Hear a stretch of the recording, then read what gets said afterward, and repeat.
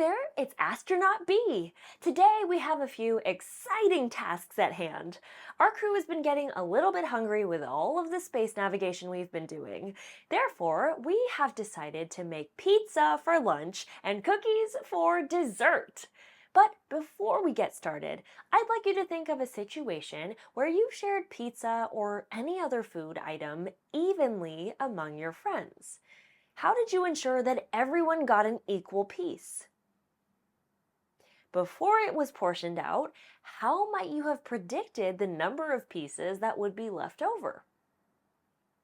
Now, I'm in a situation with all the same questions, and to answer them, computer science comes to the rescue once again, this time using the division operator and the modulo operator. Another delicious task awaits.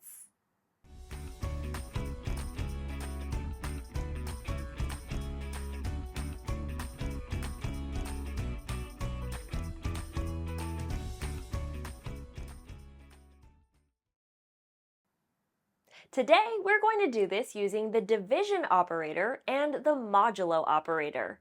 Division works similarly to the other operations you have learned. If we want to divide 15 by 5, we write it like this. Quotient equals 15 divided by 5. This divides 15 by 5 and stores the answer in the variable named quotient. Quotient now contains a value of 3. There is an interesting result when dividing two integers that don't evenly divide. For example, let's take 8 and divide it by 3. Though both numbers are integers, the result is a decimal number. This is a new data type called a float.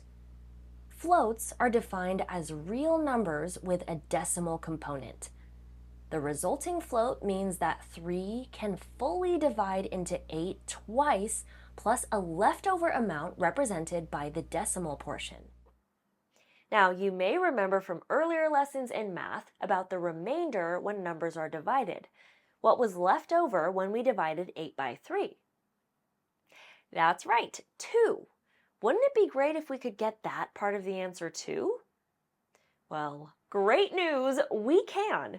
In programming, there's a special operator known as the modulo operator. It's represented by the percent sign. The modulo operator takes two numbers, divides them, and gives you only the remainder as the answer. So if we wrote the statement, remainder equals 8 modulo 3, what do you think the answer would be? That's right, it's 2. Modulo only calculates the amount left over after the division happens. Now, let's use what we've learned to divide up some delicious pizza among our crew. The method we'll use here is called cut slices, and it requires a parameter of the number of degrees each slice should be. Remember that a pizza is a circle, and a circle has 360 degrees.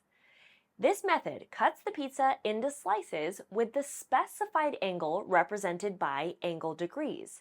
For example, if I called cut slices with a parameter for 120 degrees, how many slices would I end up with? That's right, 3 slices.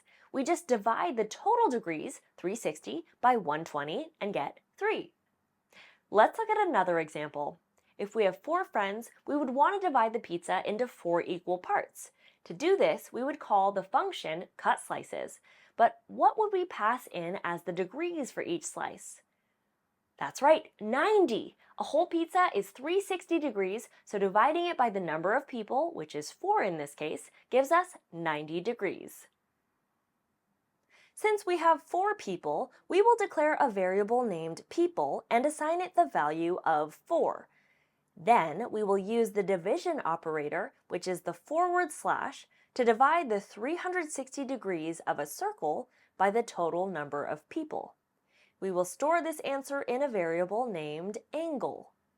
Now that we know the angle, we can use it as the parameter of the cut slices function to cut the pizza. Pause the video here and give this a try in the task named Pizza Cutting Now.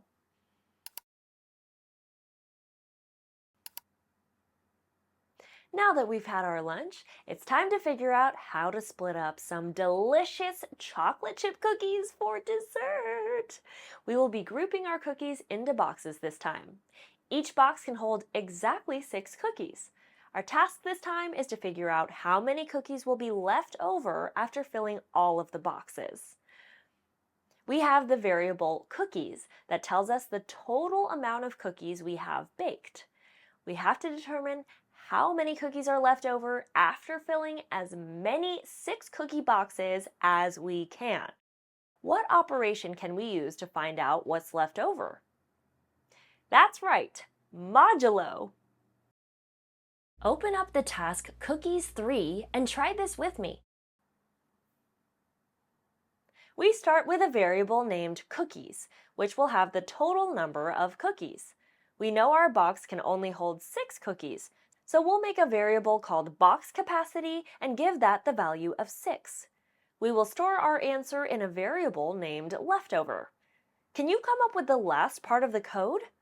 Pause the video here and give it a try. Nice job! Leftover gets the value of cookies modulo box capacity. Once we have that value stored in leftover, we can send that value into the giveToFriends function as the parameter. Use what you learned here to complete the task. Give it a try. Let's recap what we learned today.